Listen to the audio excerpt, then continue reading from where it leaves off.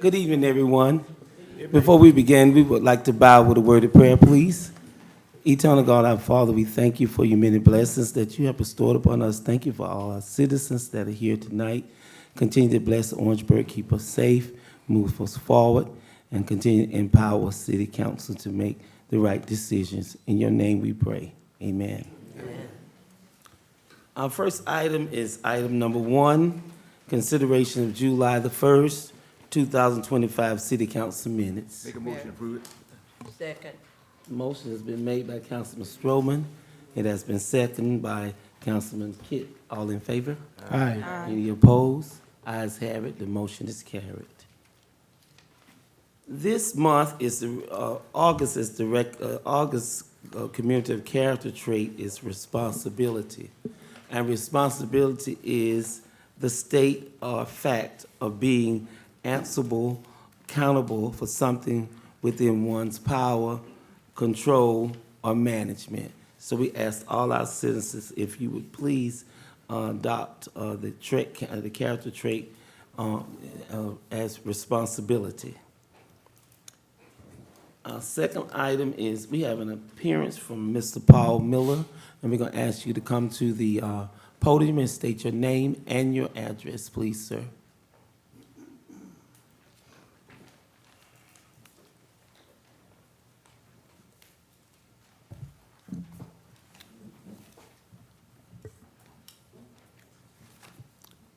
Okay, my name is Paul Miller. I live at 562 Pike Street, Orangeburg, South Carolina. Yes, sir. As you know, it's always a pleasure for me to come and speak to council about community matters. And I was here a couple of months ago when I addressed you guys about the project, the house that was being built on Columbia Road. And so I was here tonight to discuss with you that, but I also have brought Mr. Beach with me, who has been working with me, and I had intended to have him address council. Go ahead, state what you want and what you need. I wanted Mr. Beach to speak with you guys. We're going to have Mr. Beach speak to our legal counsel, or our legal counsel can stand. I'm certainly happy to have a conversation with Mr. Beach. He's not on the agenda, and I also think there's an ethical consideration under the rules of professional conduct about Mr. Beach speaking with represented members of City Council without my consent. Well, see, that's not what I was told when I called and asked to be put on the agenda, and I said Mr. Beach would be with me. So this is a new wrinkle. I'm sorry, you didn't speak with me. I am the city's attorney, and Rule 4.2 of the Rules of Professional Conduct prohibit a lawyer who is representing another person from speaking to another represented party without that lawyer's consent. I have Okay. not consented. Okay, that's fine. All right. I wouldn't even be here tonight, and I wouldn't have been here on the 20th had it not been for the fact that I observed a situation that didn't appear to be proper. And so in the conversations that I've had about the matter, there've been a lot of things uncovered that just don't make sense. So, all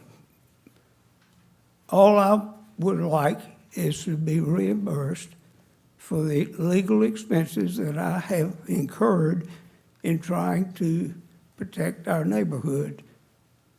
And so that's what I'm here to ask. And I feel like I wouldn't even been involved in it had certain things that Mr. Epting gave to Mr. Green were in error.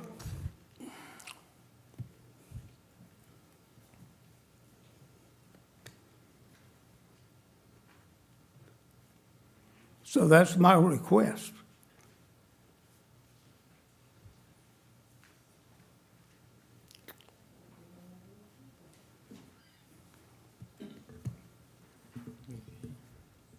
So can I get a response from you, Mr. Mayor and council? At this point, we're not in a position to give a response because we need to run this by our attorney, and we need to see what the bills are. Well, it We don't just know how much they continues. cost. Mr. Mayor, it continues to mount every day that this goes on. Now, it's been 2 months. In fact, I contacted Mr. Epting in early May about it. And he said that all these things met all the criteria. It didn't.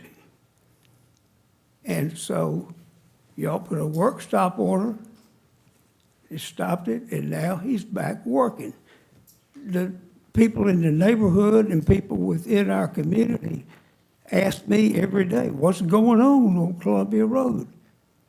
Y'all have had plenty of time to massage this and think about it.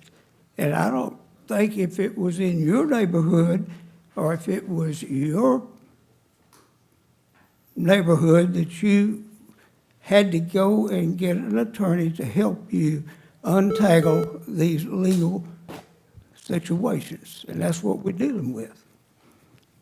Mr. Mayor, Go ahead. and Mr. Mayor, also ex-mayor, can we take this under advisement and then know the extent of the involvement and discuss that with the attorney?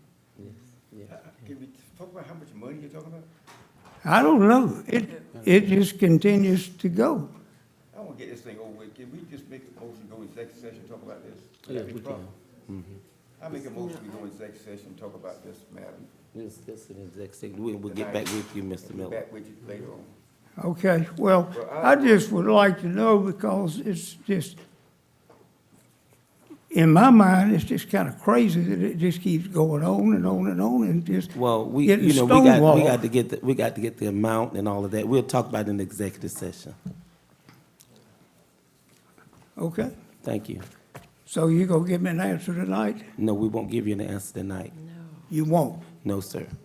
When could I expect an answer? Well, when we talk to our attorney and talk to your attorney, and they talk, we can come back with an answer because they have to determine how much money you're asking for. Well, I can't tell you. And they have to determine that. We're gonna determine that with the two lawyers. You don't have a bill? No, I don't. But We're taking an advisement, Mr. Miller, on the advisement. We're discussing it in executive session, and we'll get back with you. Thank you so much. okay, Thank you so much. thank you. It's over with.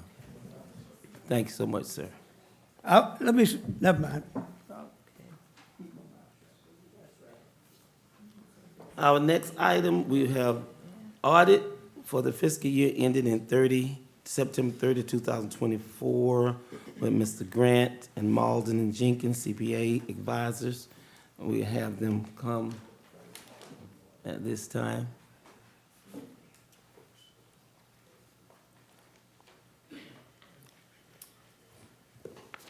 Well, thank you, Mr. Mayor, members of City Council, for having me tonight to go over the results of our audit of the city and the DPU for its fiscal year ended September 30th, 2024.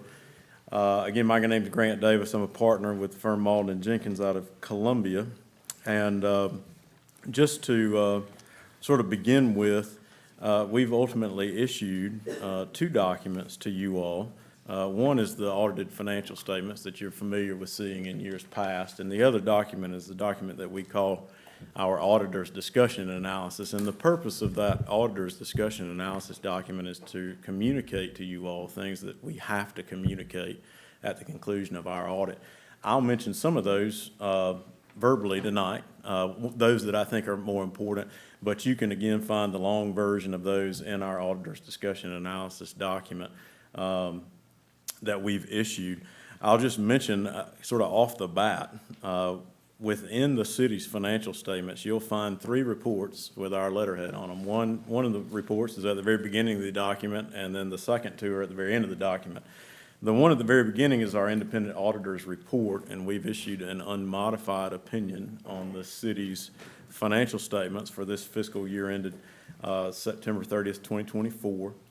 That opinion goes on for what seems like a long time. It's about a 4-page report, but it talks about our responsibilities in conducting the audit, the city's responsibilities for providing us information and having a system of internal controls and things of that nature. It also discusses our responsibility under government auditing standards and generally accepted auditing standards. And it's under those 2 standards that we've ultimately conducted the city's audit. So again, the report on the financial statements is a clean opinion, or the terminology we use is unmodified opinion. The second of the 3 reports is our report on internal controls and compliance with laws, regulations, and grant agreements in accordance with government auditing standards. That report is not designed to offer an opinion, but to provide what we call negative assurance, which is to say that as a part of planning and ultimately conducting our audit in accordance with government auditing standards, if we identify any instances of noncompliance or any internal control deficiencies, we're required to communicate that to you all. I'm happy to say we did not note any instances of noncompliance. Internal control deficiencies can be one of 2 types. They can either be material weaknesses or significant deficiencies, and ultimately, the distinction between the 2 is our judgment. We had 2 material weaknesses in internal controls to report.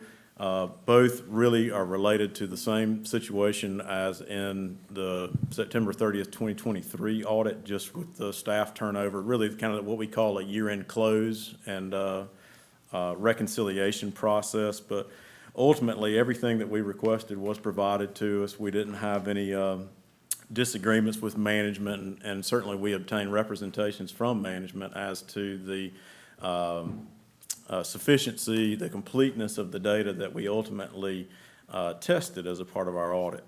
The third and final report is another compliance report. It does offer an opinion, and it's a single audit report. So you're probably familiar that any time that you receive and ultimately expend over $750,000 in federal money in a given fiscal year, it triggers this compliance audit. That occurred really under one program, but from 2 separate grants. So you're probably familiar with the ARPA program. For the city, there were some remaining ARPA funds from when that was ultimately paid from the United States Treasury to the city back in 21-22, I think. Some of that was spent, and then the DPU has gotten a SCIP grant, which I'm sure, again, you're all familiar with. So both of those sources are under one federal program that amounted to about $3.7 million in federal spending in this fiscal year 24.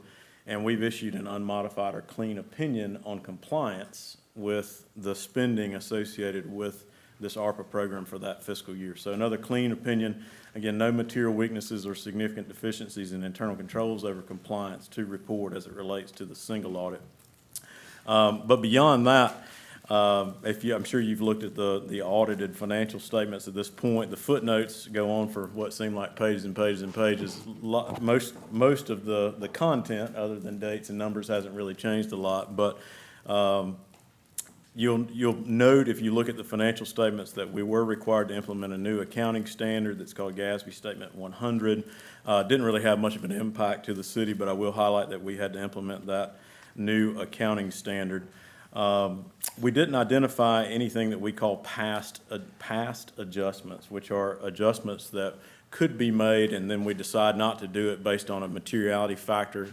So I'm happy to say we didn't identify anything that could be adjusted and then we decided not to do it. So all things that were required or that required adjustment from a material nature were adjusted and are recorded in the financials themselves. I already mentioned that we had obtained representations from management about the data that was provided to us in conducting the audit. And of course, we're independent with respect to the city and the DPU as required by our professional standards. Going forward into the the September 30th, 2024 and 5 fiscal years, there are new accounting standards that will continue to come out that will ultimately impact the city in a variety of ways. We can't really tell exactly what that'll look like at this point, but the GASB continues to be active in setting new accounting standards. But ultimately, I think, to conclude, the process was quicker this fiscal year. I mean, I think last year I was here in October presenting the results. This year, it's obviously August, so we've seen some improvement in timeliness.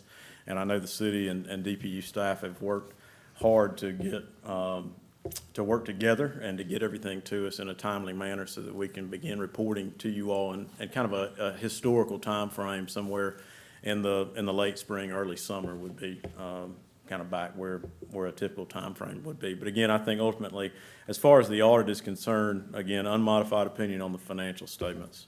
So I'd be happy to answer any questions you have if you have. Are there any questions for the auditor?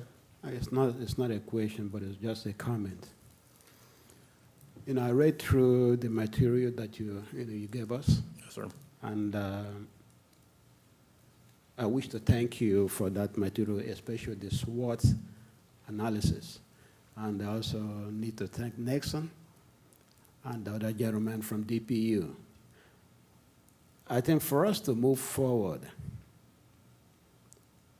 in making the city and DPU financial foothold to be strong, we need to follow that pathway that you've stated in those analysis, because that's the only way we can make it strong. Without that, if the council cannot put their foot down and make a solid decision in following that pathway, we are going to have an unmodified next time. And so that's a clear indication for us to make a reverse in the way we drive. And I'm also glad that we have a new financial director for the city. Yeah. And in working in conjunction with DPU financial department, I think there will be a change. But then it behoves the council itself to take a different stand. Thank you. Thank you, Dr. Blue. Any questions for you? Yes, sir, Mayor. Go ahead. Mr. Davis, I'm not aware of the accounting terminology. Sir. But I think you said SWOT. SWOT. SWOT. SWOT. Was there, how it's pronounced, you call that. Was that done just for Orangeburg, or was that done overall? Is it something new and something that you're gonna need in the future? It was just done for Orangeburg. So that. The utilization, you know, in analyzing, was it just for Orangeburg or for everyone? So I think, correct me if I'm wrong, but I think you're referring to the advisory engagement that David Roberts, a different person from our firm, reported to you all about a couple months ago about all the different, basically the operational assessment of the city, and that did include the city and the DPU. The scope of that project is unaffiliated with the audit, which is by design so that we can maintain our independence. I didn't have anything to do with it. Just because I'm your auditor, I can't be evaluating your operational side of things. But the scope of that assessment can certainly be expanded or moved around to different areas and different things, and that's obviously your discretion to do that. I only asked the question because you brought it up. Just now. Yeah, I'm saying you brought it up. You brought to my knowledge when you said, ever what the name is, SWOT. You brought to my knowledge, so I'm asking, so you answered my question, but was trying to figure out, was this something new for us? Or it was Well, nationwide? we had I know I mentioned the internal control deficiency, the material weakness, the finding, and there is a recommendation within that for eliminating that in the future. That material weakness was prevalent or present, I guess I should say, in fiscal year 23 as well. And again, there is a recommendation that we have given to address that. Thank you, sir. Are there any more questions for our auditor? If not, we would like to entertain a motion to adopt the audit. At this juncture, I move that to adopt the audit that was done. Motion has been made by Dr. Kalu, Second. second by Councilman Kidd. All in favor? Aye. Any opposed? Ayes have the motion is carried. Thank you so much. Thank you. Yes, sir. Old business.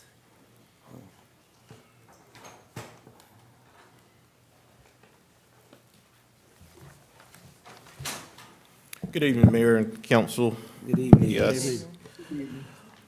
Old business for, item number 3, I should say, for your consideration, the second reading of an ordinance authorizing the transfer of approximately .053 acres of real property with improvements, if any, located at 1188 Russell Street, tax map number 0173-13-35-008.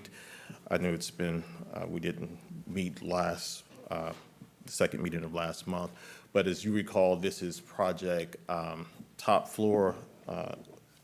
The developer is interested in purchasing or getting this property transferred to them to develop housing and retail space at that particular location. And as discussed in executive session, it would be my recommendation that we move forward with this. Yes, sir. Do we have any questions? Anybody have any questions concerning this item? No. Okay, if not, I would like to read the ordinance, excuse me. Authorize the transfer of approximately 0.053 acres of real property with improvements, if any, located at 1188 Russell Street, with the county tax map number 0173-1335-008-000, and providing for other related matters. Mayor and Council, I move for the adoption of the transfer of approximately 0.053 acres of real property with improvement, if any, located at 1188 Russell Street. Second motion. Motion has been made by Councilman Kidd, second by Councilman Stroman, Councilman Hannah, all in favor? Aye. Any opposed? Ayes have it, the motion is carried. Okay. Item number 4. Thank you again, Mayor and Council. Item number 4 is a second reading of an ordinance amending Chapter 5 of the City Code by adding Section 5-10.5, loitering. Again, as you recall, we've gotten a number of complaints from local businesses, particularly downtown, about the number of individuals who are loitering in public and private spaces, as a matter of fact. And currently, we do not have a loitering statute on the books, so there's really no way for our law enforcement to address that particular situation. This amendment would essentially put loitering back on the books, if you will, giving our law enforcement the authority to remove individuals who are violating the loitering ordinance. It is intended to improve business operations, particularly downtown, and to respond to those business owners who have requested this. Happy to answer any questions. Are there any questions about item number 4? I would like to add to this, Yes, sir. if I may just take time to say, we're not targeting the homeless population. People can't help what position they find themselves in life sometimes. But however, we are in discussions with the Samaritan House, the law enforcement, mental health, and all those entities that help those that are in unfortunate situations to maybe find some kind of home or place to live. All right, I would like to entertain a motion for item number 4.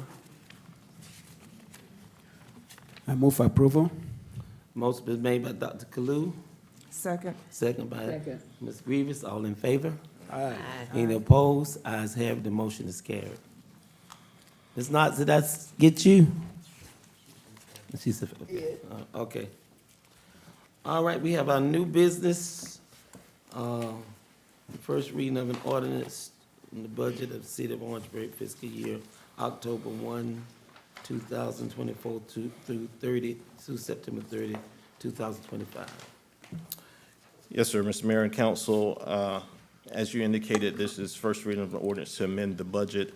This is done on an annual basis. For this year, the amendment would amend the budget to $32,599,470. There are some contributing factors that have led to that increase. One is employee group health insurance has increased significantly.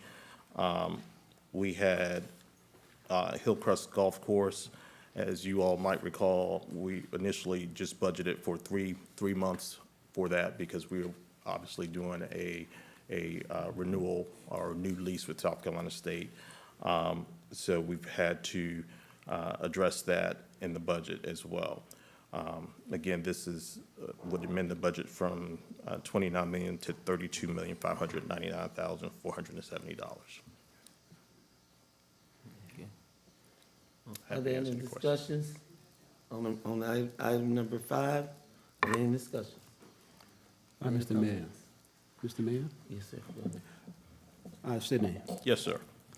what is the future plan for the Hillcrest in We have, as of earlier this week, we've formally agreed to enter a new lease with Hillcrest.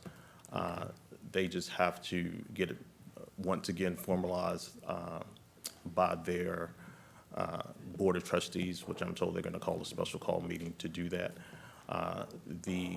Basically, the agreement would allow the city to continue operations, but be in a more of a partnership role with South Carolina State. So if there are any losses, South Carolina State would bear those losses along with the city. It would allow the city to terminate the lease if there were operational losses for 2 out of a 5-year period. I'm just trying to think off the top of my head. There would be a number of, I'll just wait for that to pass.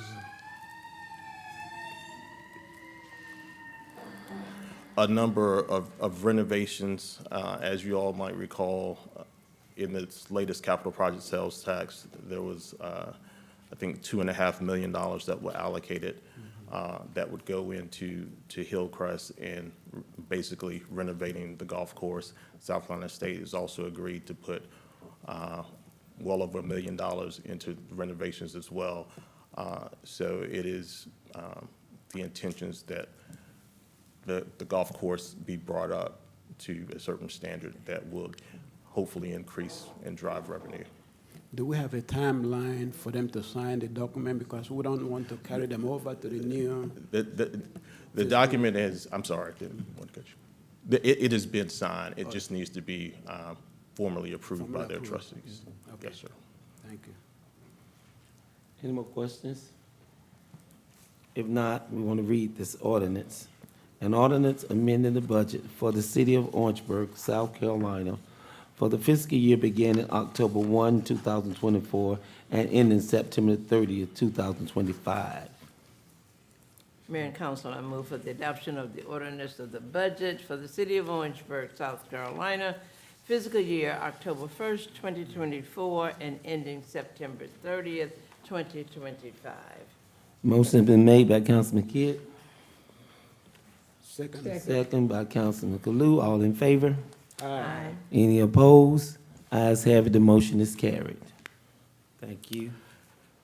Thank you, Mayor and Council. The next item for your consideration is first reading of an ordinance to adopt a budget for the city of Orangeburg for the fiscal year October 1, 2025 through September 30th, 2026. And so I just want to highlight for you and for the public some of the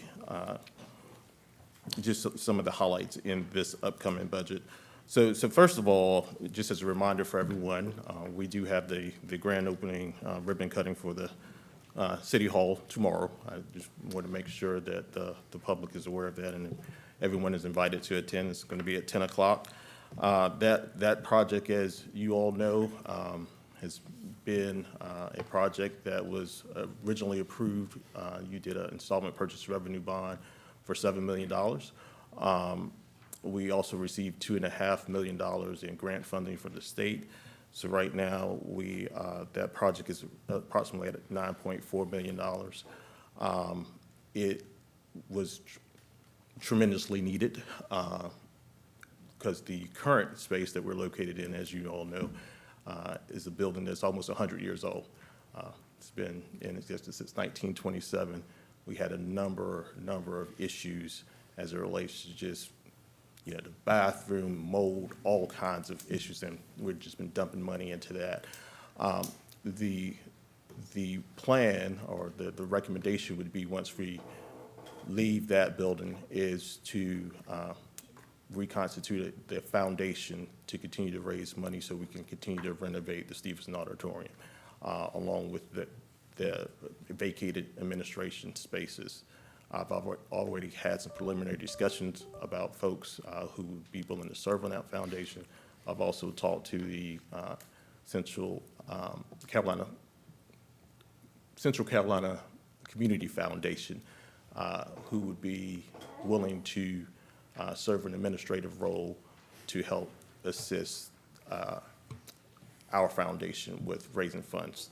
So I say all that to say, because I know sometimes there are questions as to what will be done with that space.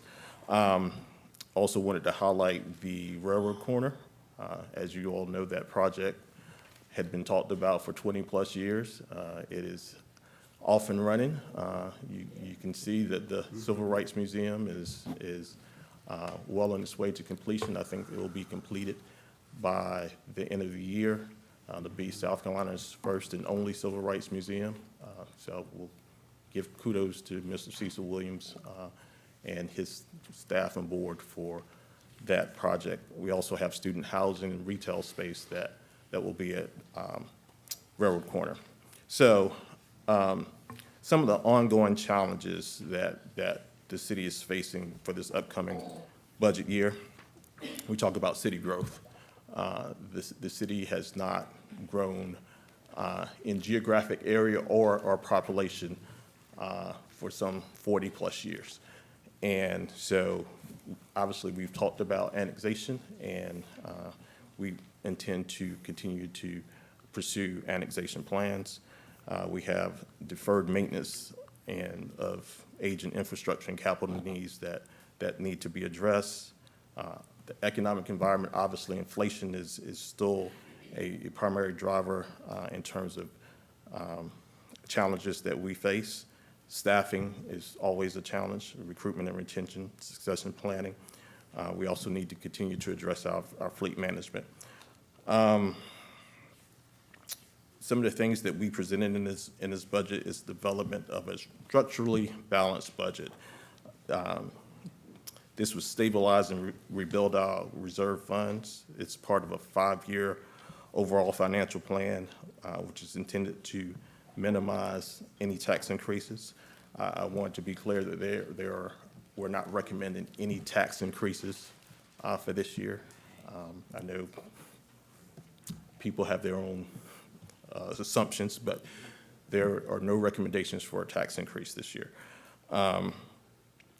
We are also implementing certain policies and procedures that will make sure that we stay along these plans and put in better financial policies in place. We are asking that the overall budget be $25.9 million. We will continue a hiring freeze. We are planning to not fill currently 10 funded positions that are unfilled. We will not fill those. There is no use of reserve funds plan. I talked about Hillcrest, talked about annexation. We do not plan on incurring any debt, any additional debt. And so those are just some of the highlights that I wanted to point out for your benefit and for the public. Happy to answer any questions. Are there any questions, council? No questions at this time, but do we have any idea when the celebration will be for the railroad corner? I can get back to you on that. I don't have a specific date yet.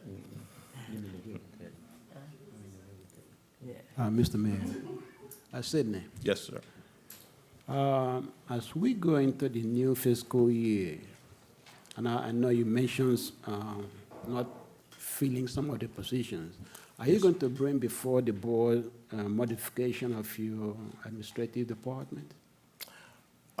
We are not really, we're not suggesting any changes to the organizational structure. Okay. Those positions that we're not filling, they are currently positions, they're currently funded positions that are not occupied, that we just will not fill. That will potentially save us, on average, somewhere around $600,000, $650,000. Okay. What about the airports? Airport, the airport is making good progress, especially with a lot of the projects. They are working with a consultant, W.K. Dixon, as you all might recall. They have received a good bit of federal and state grant funding.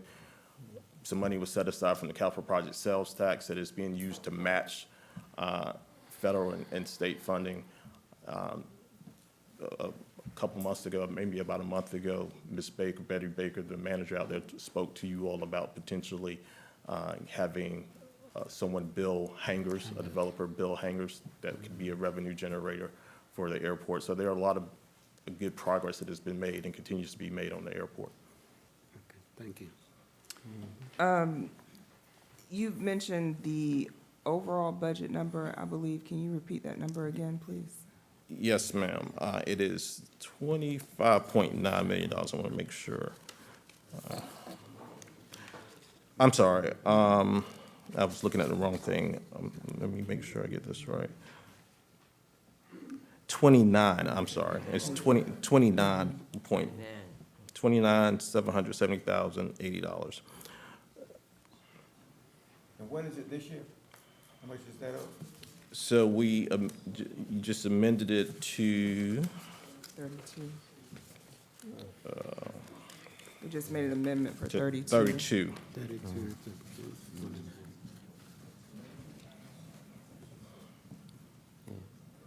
32. You got it, Mr. Stroman? Otherwise, you go from 29 to 32? No, from 32 to 29. 32. Okay, let's We move can get on. it down anymore, is it? I'm sorry? Any way to get it down anymore? Not without potentially cutting services. And since you're mentioning services, you mentioned a hiring freeze. Yes. Do you feel as though with this hiring freeze, we're still in a position to satisfy the city's needs? Yeah, essentially, yes, ma'am. So the hiring freeze would pretty much keep us where we are, and we're still able to provide services. I will just, for the sake of the public and for your sake, just as a reminder, inflation does have a significant impact. About 80% of our budget is based on salaries. And you all have provided and been gracious enough to provide cost of living adjustments to keep up with inflation. Everything is higher. Everything is higher. And we got to try to respond accordingly. And I know that there's a high sensitivity around increased taxes, as there should be, and which is why we're not recommending a tax increase. So. Thank you. Are there any more questions and comments for Mr. Everett? If not, we want to. Okay, I found this on the web from. I'm sorry. I'm sorry. Well, we know at least one person's listening, right? I'm sorry. Hit the wrong thing. We want to entertain the motion.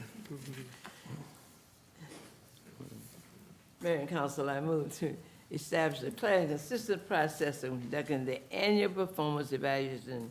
No. Oh, you- no. No, that's the, okay. to adopt the budget for the city of Orangeburg for the fiscal year October 1, 2025 through September 30th, 2026.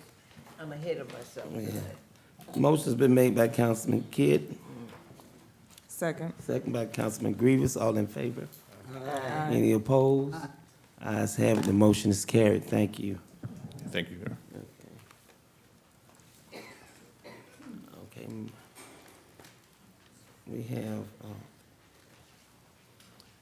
We have a resolution here on item number 7. Yeah. This resolution is to establish the process of conducting an annual performance evaluation. This is a new process for compensation reviews for the city administrator, the municipal judge, and the Department of Public Utilities manager. And what we want to do is adopt this process that the council requests. And are there any questions on this process? I think it's a great idea. Yeah. No, it makes sense. Okay, and so if not, we're gonna read this resolution. To establish a clear and consistent process for conducting the annual performance evaluations and compensation review of the city administrator, municipal judge, and Department of Public Utilities manager to include consideration of cost of living increase and merit-based adjustments. We would like to entertain a motion if there's not any discussion. Now, Mayor and Council, to make a motion to establish a clear and consistent process of conducting the annual performance evaluation of the city administrator, the municipal judges, and Department of Public Utility manager to include consideration of cost of living. Motion has been made by Councilman Kidd, Second. second by Councilman Grievous. All in favor? Aye. Any opposed? Ayes have it. You have one to oppose. And, Ms. Knox, how you stand?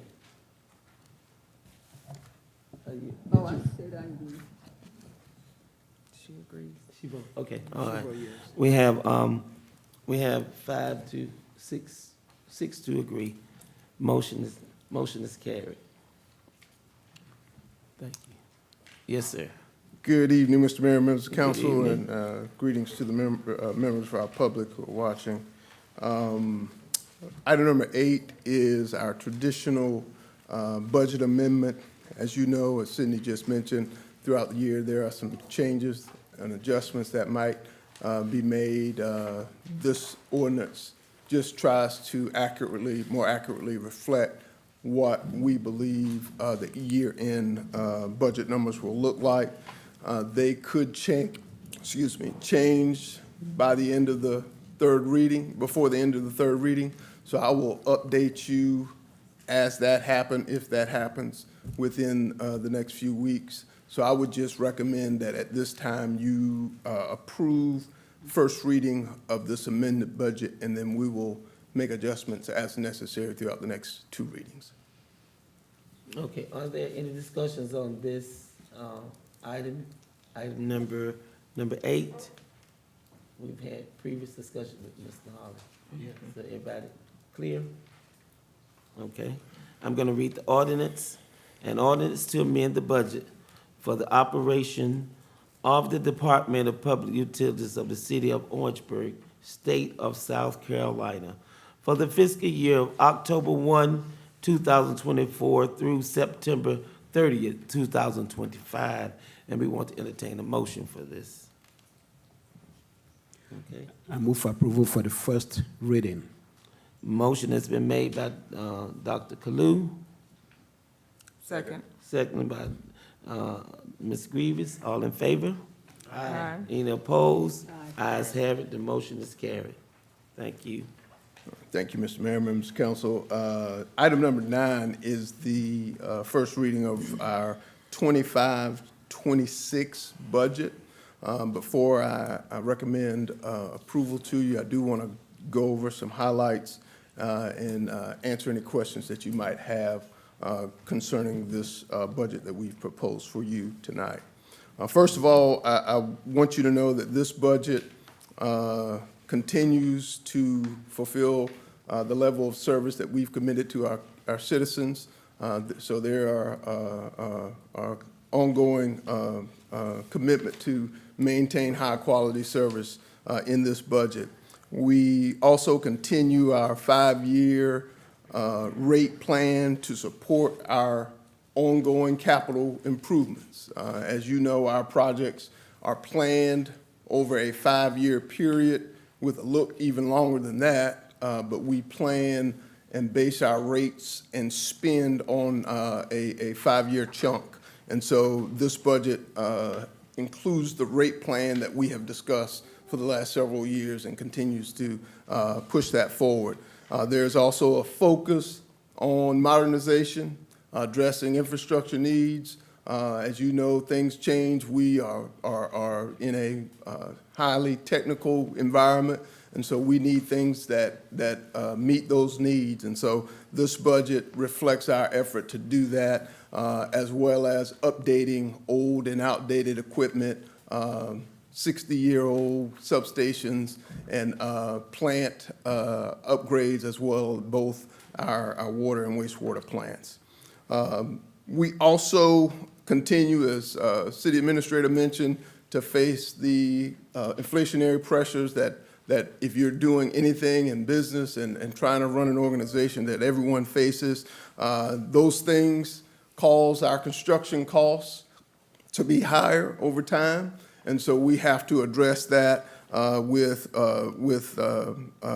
rates and fees that we're allowed to charge. We also are in an ongoing battle to hold on to well-trained and qualified employees. The DPU operates in a highly technical environment, engineers and the like, that we are trying to hold on to.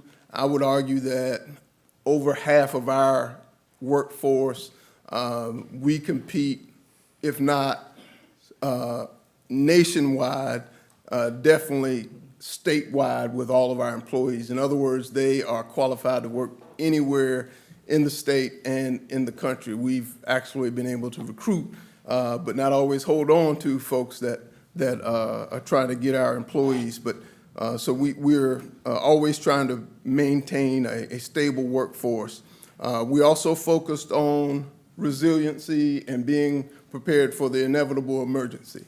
As you know, storms are always more impactful in our area because we're closer to the coast. So we are forever building our system to withstand those kinds of events and being able to respond. Our goal is to always be on. If we're not on, to get on as soon as possible after going down, and to be able to provide safe and affordable power to our citizens. Some of the highlights within this budget, as you know from our workshops, my commitment to you is to always give you options that you can use. So we presented to you 3 options that, as I always tell you, I bring options that work. So there's no option that wouldn't work, but we built this budget on option 1A, which would have been the second of the 3 options that we presented to you. And so this budget is built on option 1A, and we'll talk about that a little bit more in just a minute. But with option 1A, this provides, again, for our capital improvement plan to continue, long-term funding to address those multi-year projects.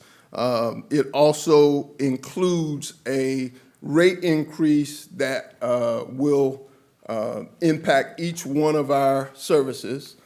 So we have provided a plan that spreads the rate increase throughout all 4 divisions, water, wastewater, gas, and electric. We believe that is the most effective way to do it, and it helps us keep a balance in terms of how we implement this particular rate increase. And so that is one aspect of this budget that I want to make sure that everybody understands.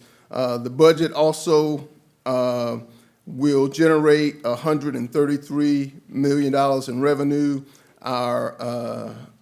It is an increase from last year, which we had a budget of $130 million.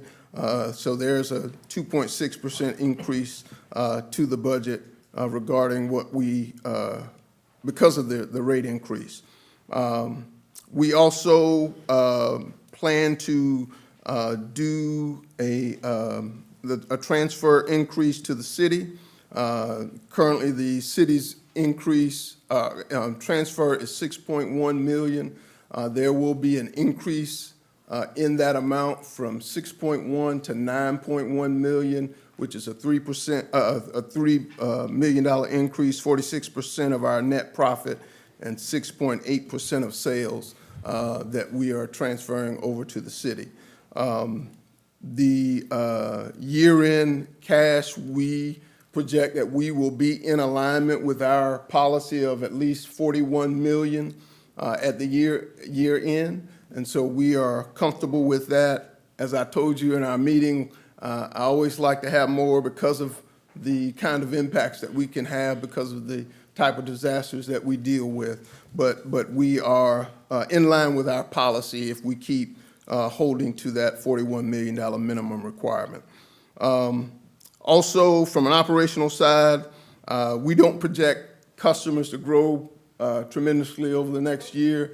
We do know that there are projects online that will grow our system in a positive way, but currently we are holding fast to what we think will be a flat year going forward. From a positional standpoint, personnel standpoint, we're adding no new positions to this budget, but it does include a cost of living and a merit program continuation that we've done for the last several years.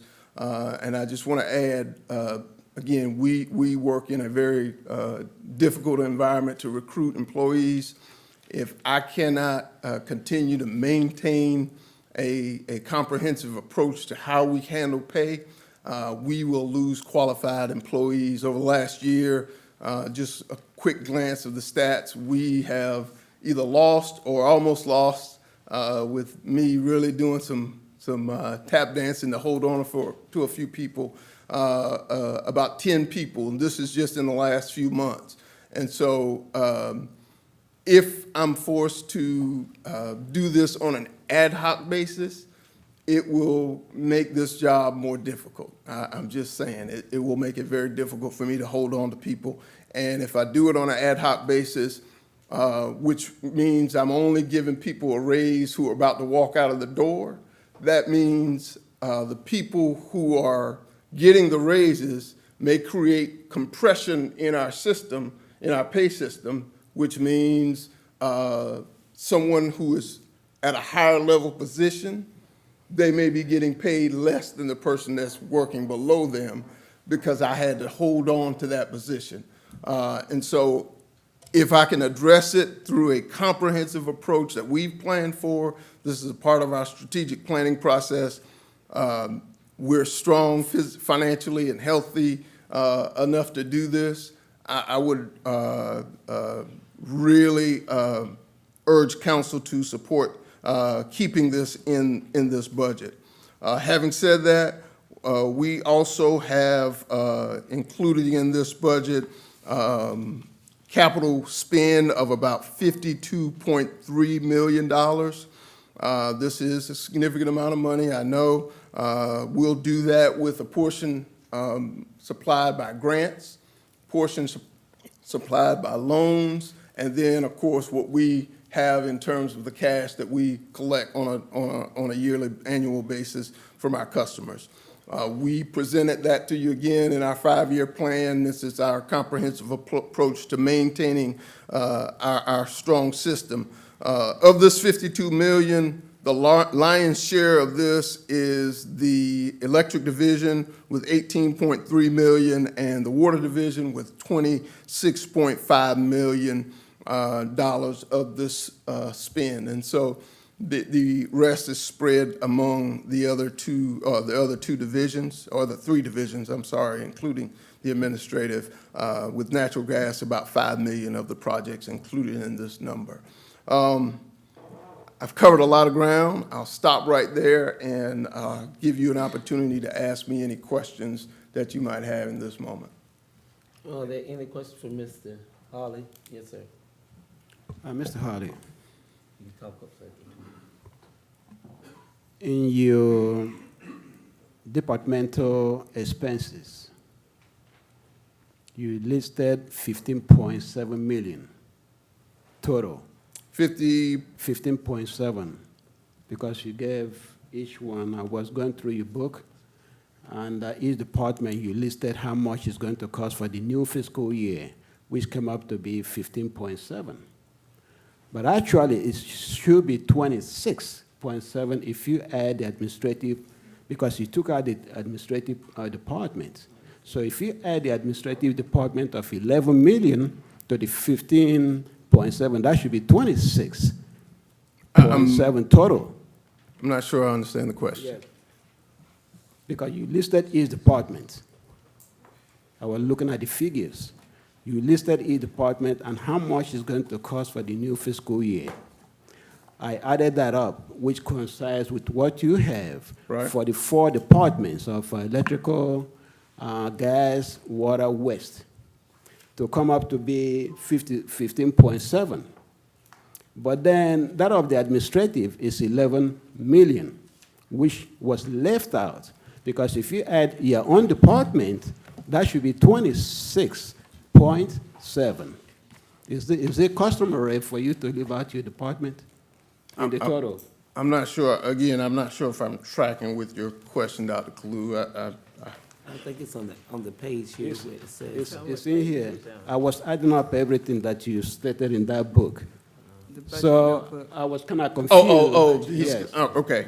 And I So don't it have should that be in front. 26.7, not 15.7, because I added your department, which is 11 million to that 15.7, so it should be 26.7 total. So I was wondering if it's customary for you to leave out your own department in the total. Leave out our own Yeah. department. Administration, The administration yes, division. In the administration administrative department. book. Okay, we don't leave it out. Yeah, you said So- total here is 15.7, so I went through your book, You have your book with you, Josh? this one here. Yeah, Judge. I'm not sure, So he's saying it wasn't included in the It wasn't overall included. total, that I'm division. not sure. Maybe I could walk up there and look at what you were looking at, Dr. Kalu. Might help Can I? clear up what the question is. If you go through each one from page 7 or page 6, 6, 7. Yeah, that's what I did. Administrative department, which is yours, was left out from the total. So, I think he's. So pages Yeah, 3 at that. through 6 are actually the income statement. The income statement is not a cumulative thing. It is an annual sum of all the inflows and outflows, which are income and expenses. What Mr. Harley was referring to when he was going through the capital spend is balance sheet items. So cash goes from cash to construction in progress while things were being built.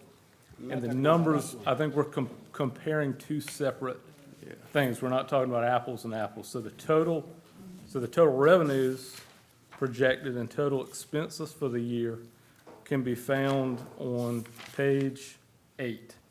Okay, and that's a department-wide total of pages 3 through 8.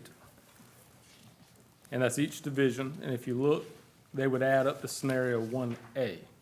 If you go over to page 9, that's a cash flow statement, which details the cash inflows and outflows on a cash basis of accounting, not full accrual. And then on the following tabs of this binder, it goes into the capital spend by division and each one of those has an annual amount and a life-to-date amount. And so I'm gonna make up a number here from Project 5 on the administrative division. You'll notice it's a $600,000 project with a total spend of $600,000 and a life-to-date, a total spend of $600,000.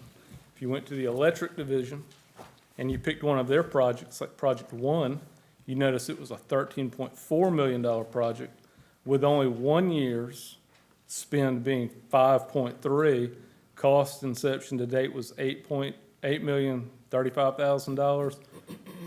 And so things can be multi-year projects. So we actually request the money in capital in 1 year at a time increments, even though we've entered into possibly multi-year contracts. If you look at the projected administrative expense for 2025, 2026, let's go to page 3. It says operating expenses, administrative expense, 2025, 2026, projected. I'm using the projected. It may not be exact when we get next year. It says 11 million. Do you see it? I do, yes, sir. So if you add that 11,570,000, if you add that up in each division, correct, it comes out to be 26.7, not 15.7. I would have to agree to disagree at this point, and we Okay. could confer later, because Yeah. I think we've checked all the numbers, but if we have made a mistake, I Yeah, we will can throw work on the myself on the I mean, mercy of the We council can for work on the sure. numbers. Yes, sir. Be glad to add those up and get back with you tomorrow. Yeah, Dr. Clue, I'm not sure I track with either the question, so we can talk offline and get more detailed understanding of what you're trying to answer. Apologize for any confusion that we might have laid out. But again, those are the highlights of the budget, and you guys do have all of the projected capital expenses that we plan to make throughout the budget year. And then you also have the big number, what our net profit is projected to be. That's also in the documents that you have. And net profit before our transfer is 19.6 million, and after it's about 10 million. So that's the bottom line, if you will. I have some questions, Mayor. Go ahead. So I'm gonna start with the capital spend, the 52 million. So you said 18 million was, or will be electric division projects, 26.5 water division projects. That's correct. Just looking at those two numbers, what does that do in terms of the services offered to our citizens? How will that impact the services or quality of services in any way? How does that impact what our citizens are receiving? So as we have discussed before, so for the benefit of the public, that helps us improve the infrastructure that we currently have that's old, aging, and outdated. So we're able to improve those from the electric division, that's substations and poles and lines that serve our customers. That's transformers, all of those things that are in use 24/7, 365, that wear out over a time period. As we showed you in our workshop, we still have a handful of substations that are 50, 60 years old, meaning they've passed their useful life, and so that money will address those. It will help us be more resilient. When storms come, when disaster occurs, it will help us be able to withstand that disaster, whatever it might be. If and when we do go out, because there will be outages, it will also help us be able to get back on in a more timely manner. And so, as you know, you get the calls and I get the calls from you. When we go down, even if it's for 30 minutes, you guys get calls. And so we are proud to say that we do a good job of managing our outages, and that's what it continues to do by investing this $18.3 million. Likewise, the water plant, we're addressing specific needs in our water plant in Lagoon. It prepares us for the growth that we do anticipate over the next few years. It also modernizes the plant. The plant, how old is that plant, Eric? Approaching 100 years. 100-year-old plant. We're doing work that has never been done. And so we cannot continue to put this off. If we do, I can't promise you the outcome that you would want. And so this is why we make those investments on a yearly and annual basis.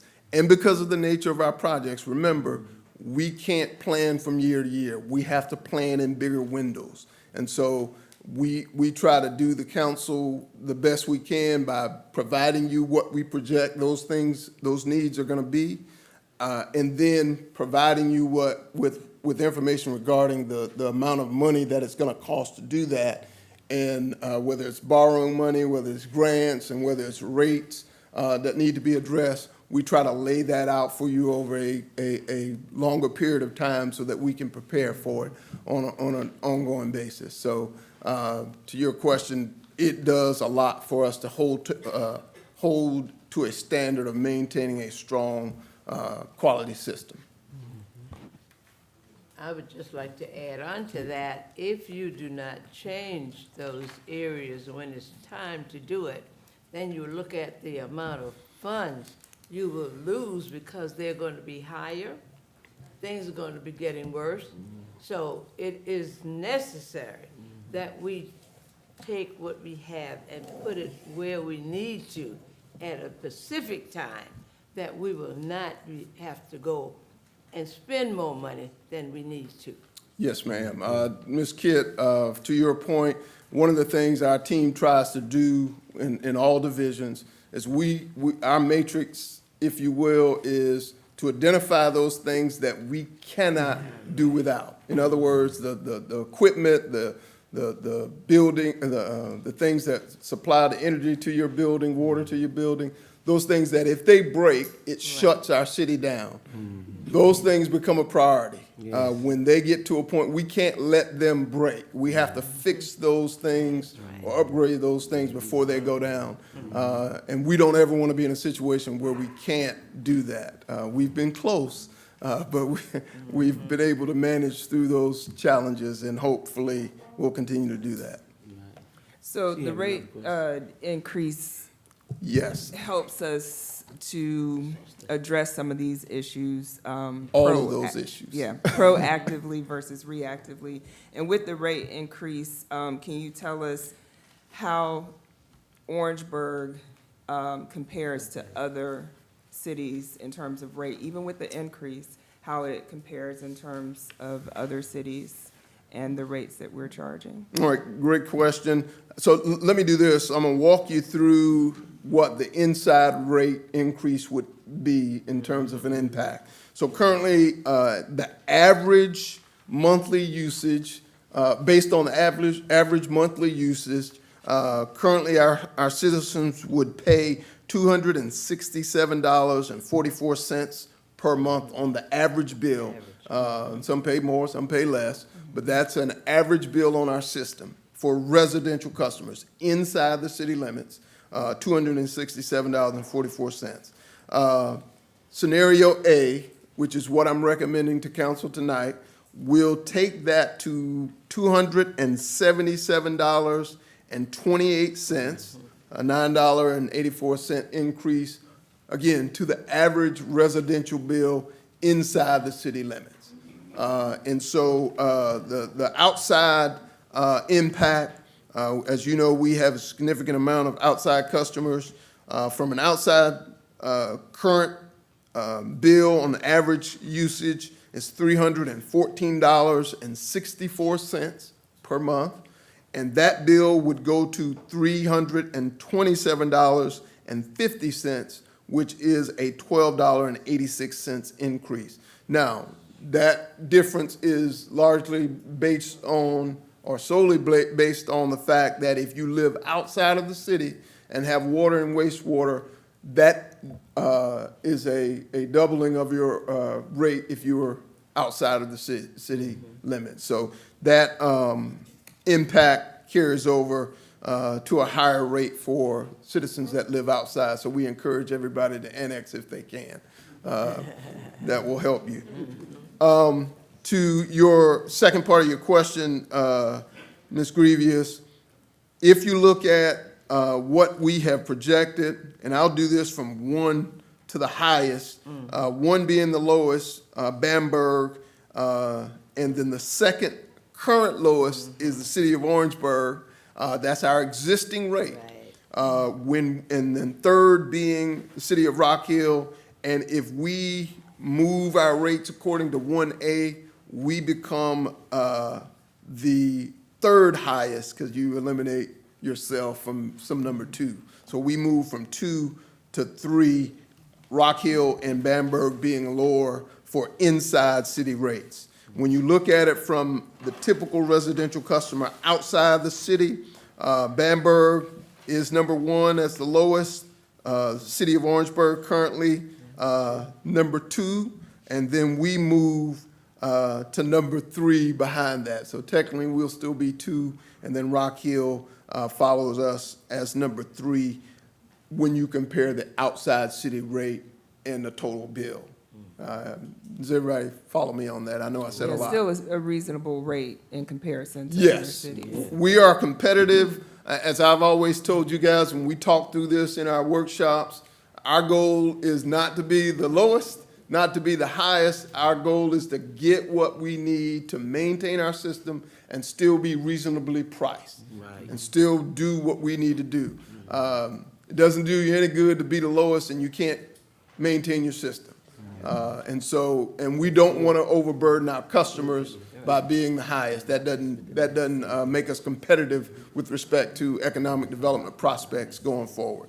So we believe this is still a competitive rate when you compare us to our peers across the state, and when we look at what we're trying to accomplish with respect to the investment that we make in our system. We just want to say thank you because we look at St. Matthews, the small town, they're up at 404 per customer. Right. Just to say that Orangeburg is only 267 in small town. And those poor people are unable to pay as much as they have there. So we thank you for the way we are handling our customers so that they will be able to pay the bill.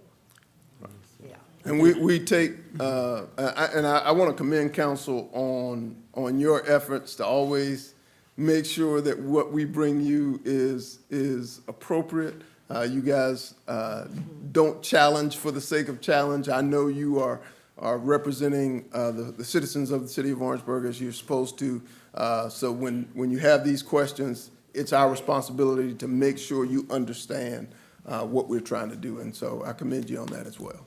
Warren, I would like for you to throw in this while we're talking about rates. Explain to the citizens about how they can keep their house weatherized and how you all will come out, because all this depends on usage also. Yes, sir. One of the things that we always tell our customers, whether it's summertime or wintertime, you control a portion of what you pay, and that is relative to where you keep your thermostat. If you keep it in the summer on 78, your bills will be lower. I've had some conversation with some of our citizens on this.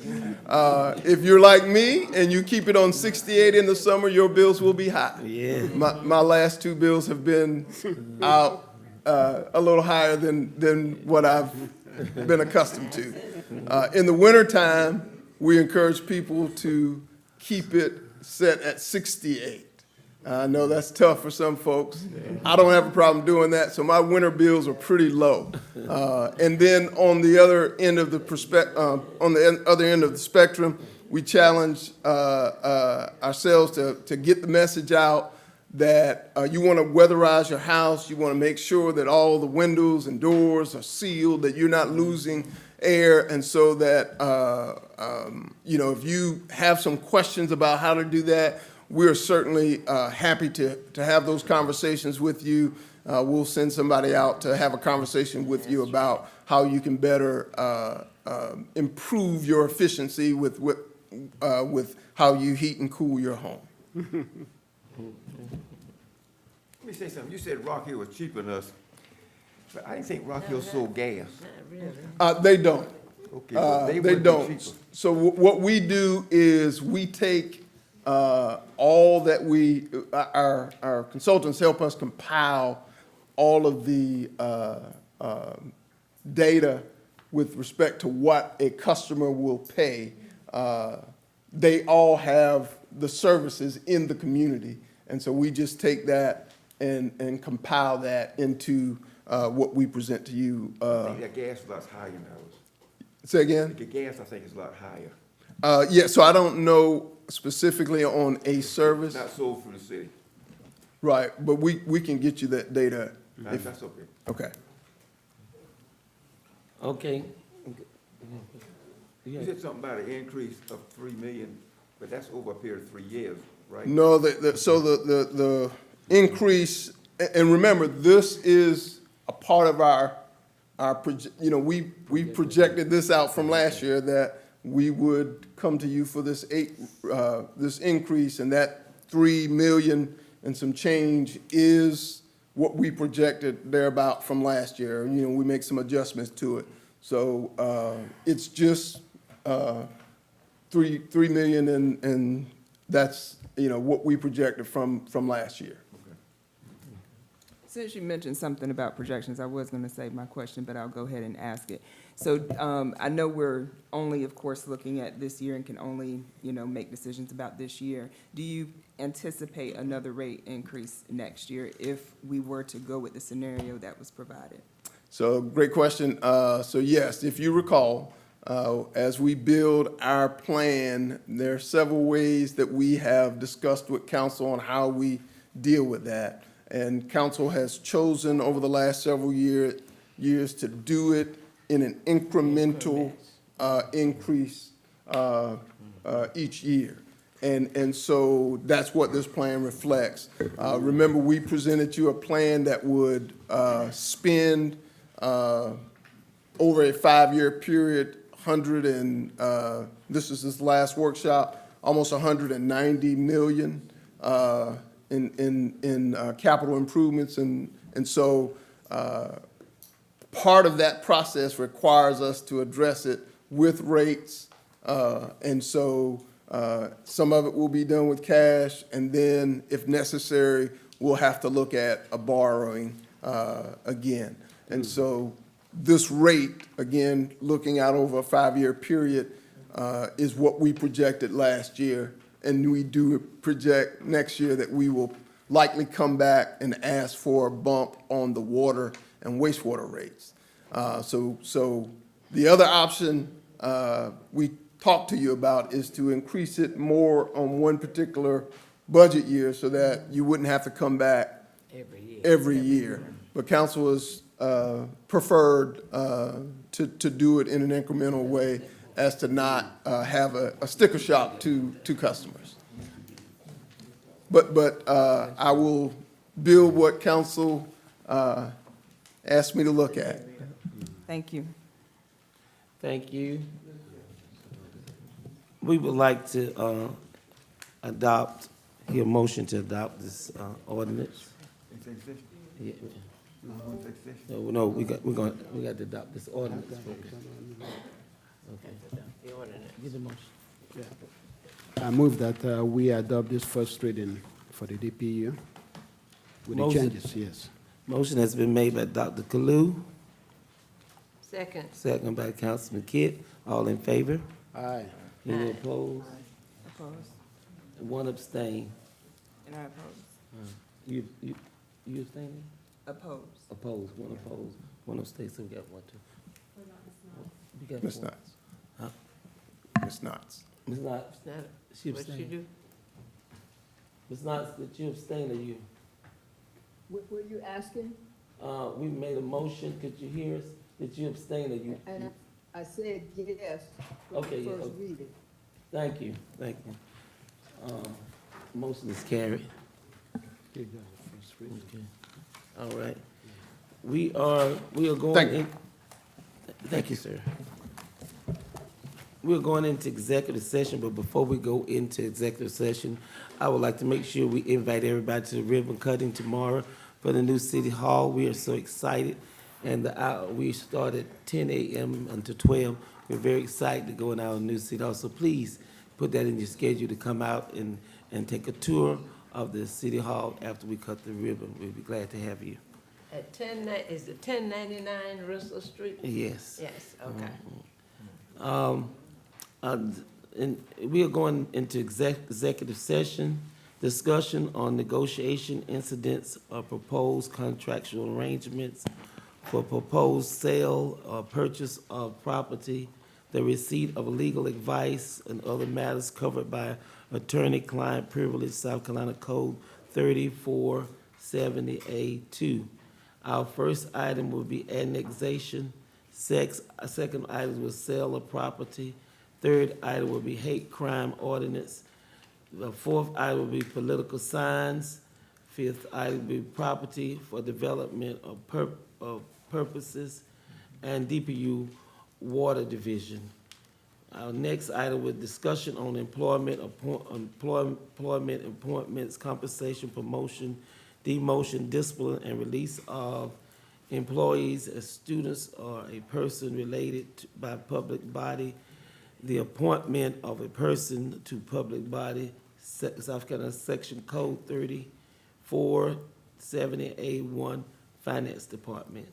Our next item will be a discussion on negotiation incident to propose contractual arrangement and receipt of legal advice, South Carolina Code 3470A2, and the discussion will be on Duke Energy of South Carolina.